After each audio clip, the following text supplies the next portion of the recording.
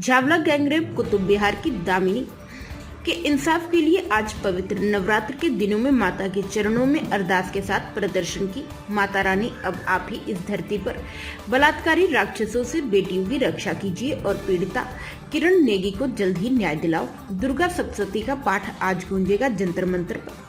9 फरवरी 2012 को 19 साल की किरण ने, जो कि अपने गरीब माता पिता की आर्थिक सहायता का एकमात्र आर्थिक सहारा थी, वे नौकरी करती थी। उसका ऑफिस से घर आते हुए 3 लड़कों ने कार में अगवा कर लिया और आरोपियों ने हैवानियत की सारी हदें पार करते हुए उनके साथ गैंगरेप किया। उसको औजारों से पीटा, उसके शरीर को सिगरेट से दागा और उसकी आंखों में तेजाब डाला और उसके नाजुक अंगों में शराब की बोतलें तोड़कर डाल दी। बेरहम की भीख मांगती रही, लेकिन उन्होंने कोई रहम नहीं किया और वह आखिर में रहम की भीख मांगते मांगते मर गई। निचली अदालत और हाई कोर्ट ने इस केस को बहुत ही गंभीरता से लिया और गंभीरता से लेते हुए आरोपियों की फांसी की सजा सुनाई गई। लेकिन 10 साल बाद जो सर्वोच्च न्यायालय से फैसला आया, पूरा भारत उससे स्तब्ध रह गया। सर्वोच्च न्यायालय ने सबूतों की कड़ियों को आपस में न जुड़ने का हवाला देते हुए आरोपियों को बरी कर दिया। उन अपराधियों में से एक नए बरी होने के कुछ महीनों के अंदर एक ऑटो चालक की लूटपाट कर उसकी भी हत्या कर दी। 11 सालों से न्याय की राह देखते देखते पीड़ित परिवार एक जिंदा लाश बनकर रह गया है। वे बहुत ही दुखी हैं। अब पीड़िता के पिता जंतर मंतर पर अपनी बिटिया के न्याय के लिए शांतिपूर्ण धरने पर जंतर मंतर पर बैठे हैं।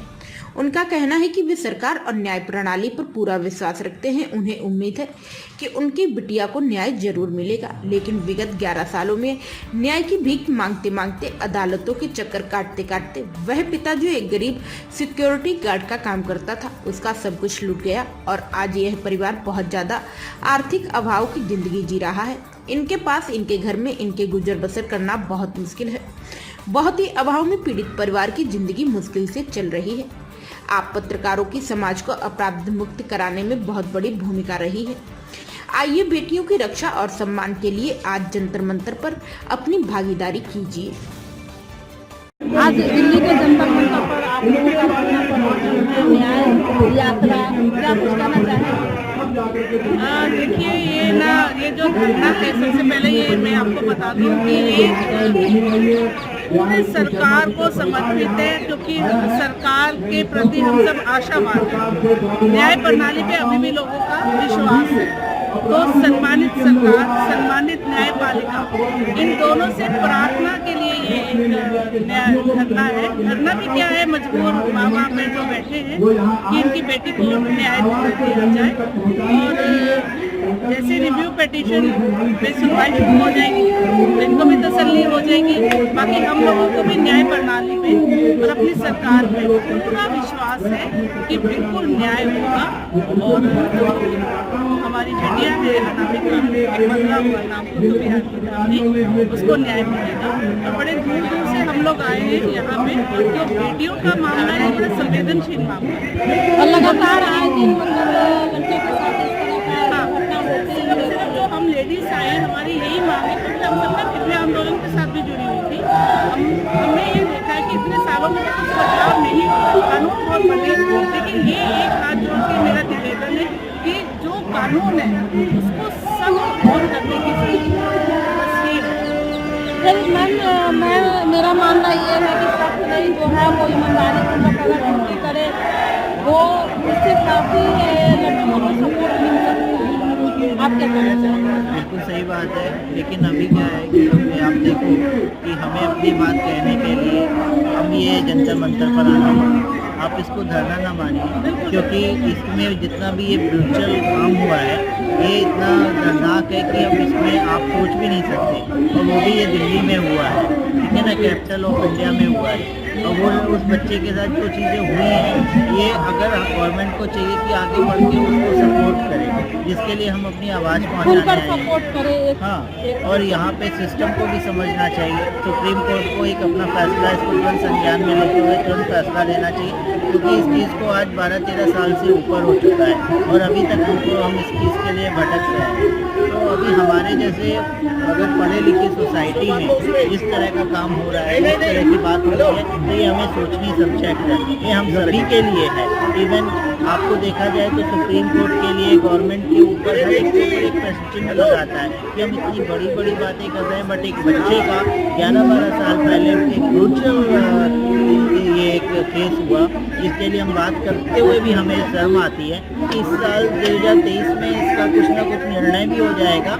और ये खाली एक ये केस है, इसका जितनी जल्दी निर्णय हो उतना हम सबके लिए अच्छा है। और बात ये नहीं कि हमारे लिए, ये पूरे देश के लिए बहुत अच्छी बात है। इंटरनेशनल फोरम में भी जब ये बात जा रही है तो अच्छा नहीं लगता कि हिंदुस्तान में लड़कियां सुरक्षित नहीं है, वो भी जब हम 33% वुमेन कोटा की बात कर रहे हैं, पार्लियामेंट में 50% कोटे की बात कर रहे हैं देने की। वुमेन एम्पावरमेंट का दौर है और वहाँ पर ऐसा हो रहा है, तो ये तो हमारे लिए बड़ा शर्म वाली बात है। हमारे साथ साथ जितना भी इंटेलेक्चुअल वर्ग है उसके लिए भी ये शर्म की बात है, उनको भी ये चीज़ सोचनी पड़ेगी और इसका संज्ञान लेते हुए इसका तुरंत सॉल्यूशन देना पड़ेगा।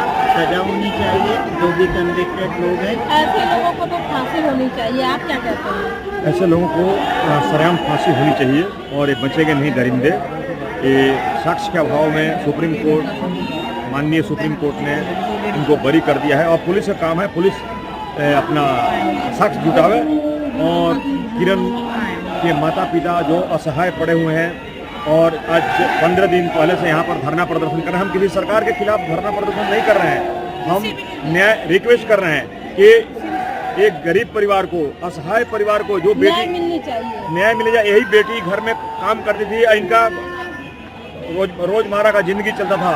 सरकार से भी मेरा रिक्वेस्ट है कि इनके एक परिवार को, इनके लड़के को, जो भी है इनके आश्रित इनके साथ, उनको दिल्ली सरकार को जल्द से जल्द नौकरी करना चाहिए। और सुप्रीम कोर्ट से हाथ जोड़कर विनती है कि 11 साल हो गया, आप प्लीज थोड़ा इस गरीब आदमी पर ध्यान दें और ये जो दर दर के ठोकरे खा रहे हैं कानून के, वो इनको न्याय नहीं मिल रहा है, तो जल्द से जल्द तुरंत इस पर कार्रवाई किया जाए। बहुत हो गया, बिना खाए पिए हम लोग यहाँ पर धरना दे रहे हैं आज 11 साल से, और यहाँ पर 15 दिन से धरना प्रदर्शन चल रहा है। इसलिए सुप्रीम कोर्ट से पूरा हाथ जोड़ के विनती है कि इस पर जल्द से जल्द एक्शन लिया जाए, नहीं तो एक परिवार के अंदर बहुत परिवार बर्बाद होगा। इसलिए ये हमारा कहकर मैं अपने शब्दों को विराम देता हूँ।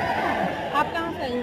मैं दिल्ली से आई हूँ। क्या कहना चाहेंगे कि अपराधी बेखौफ घूम रहे हैं और न्याय में इतनी सारी देरियाँ हो रही है और आप लोग दिल्ली के जंतर मंतर पर क्या?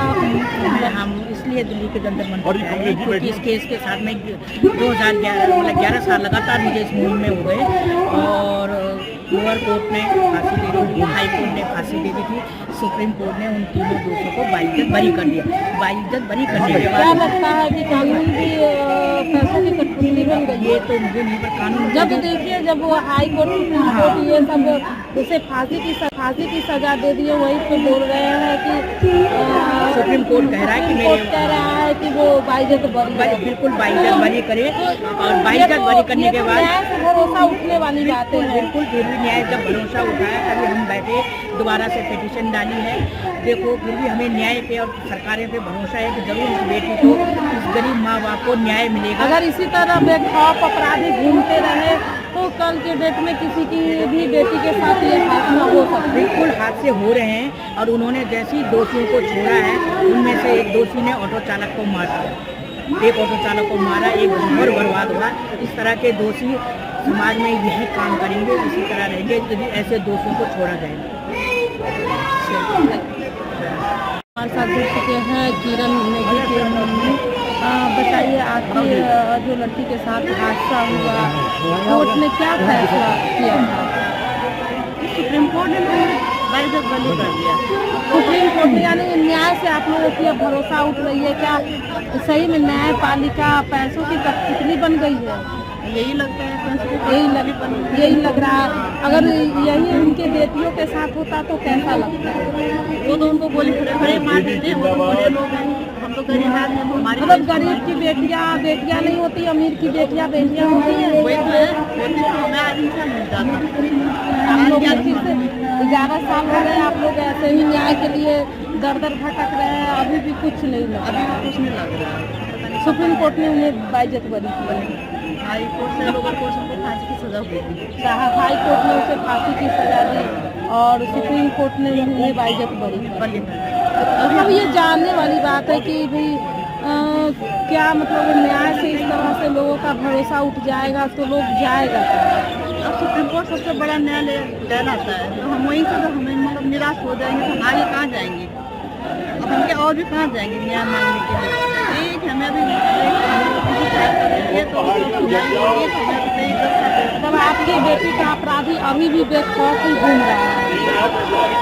हाँ, मतलब कहने का ये है कि जिन दरिंदों को लाहौर कोर्ट से फांसी का ऑर्डर हो रखा है, फांसी का ऑर्डर हो रखा है, और उन दरिंदों को जो है सुप्रीम कोर्ट 7 नवंबर को 2022 में 7 नवंबर को बरी कर देती है। वो भी एक नहीं, दो नहीं, 3 दरिंदे हैं, तीनों को वाइजत तीनों को बाइज्जत बरी कर दिया गया है। ऐसे देश में रहते हुए जहाँ बेटियों को न्याय न मिले और खास करके गरीबों को बेटियों।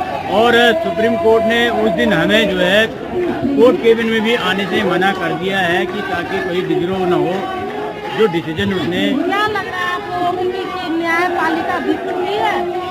न्यायपालिका बिक चुकी है। अगर ये अब न्याय से भरोसा उठ गया है, कोई गरीबों के लिए कोई कोर्ट नहीं है, कोई जज नहीं है, कोई संविधान नहीं है, यही हो गया। और क्या है ये, इसने जो जज है 7 नवंबर को जो अपना डिसीजन दिया है, 3 दरिंदों को बरी करा, उसने पूरे देश के बहन बेटियों के मुंह पर एक तमाचा मारा है, देश के मुंह पर तमाचा मारा है। चाहे जितना भी अपराध कर लो, गरीबों के लेकर के बेटियों के साथ कोई सुनने वाला नहीं रहेगा। अगर इस तरह के सुप्रीम कोर्ट के जज बिकने लग जाएंगे तो मतलब यह है कि कहाँ न्याय होगा, और न्याय होगा वो तो। और क्या नाम है उस जज का जिसने ये फैसला सुना? उसका नाम यू ललित है, और उसने जो है 7 नवंबर को हमें केबिन में भी नहीं आने दिया कि ताकि विद्रोह न हो। उसने अपना डिसीजन दिया और मुलजिमों को बरी करा और शाम को रिटायर हो गया। ये इसका मतलब एक उन लोगों को बाइज्जत बरी भी करते हैं और रिटायर भी हो जाते हाँ, हैं। सेम डे मतलब हो। इतना बड़ा स्टेप लेने से एक बात नहीं सोचे कि उनकी बेटी के साथ अगर ये होता तो कैसा उन्हें लगता। हाँ, उसकी बेटी ऐसे के पास देखा जाए तो शायद उनको बेटी नहीं है, इसीलिए वो ऐसा शायद ऐसा है कि उसके घर में बहन बेटी नहीं है, तब उसने ऐसा डिसीजन लिया है और इसीलिए वो बिक गया था। जो कि वो उसने आओ देखा ना ताओ देखा, और उसने 3 दरिंदों को बरी करा, जिसमें से एक दरिंदे ने 26 जनवरी रात को ऑटो ड्राइवर का मर्डर करा। वो दरिंदा अंदर हो गया, लेकिन अभी 2 दरिंदे बाहर घूम रहे हैं और दहशत में हैं हम लोग। दहशत तो रहेगी जब एक दरिंदे ने बरी होने के बाद ऑटो ड्राइवर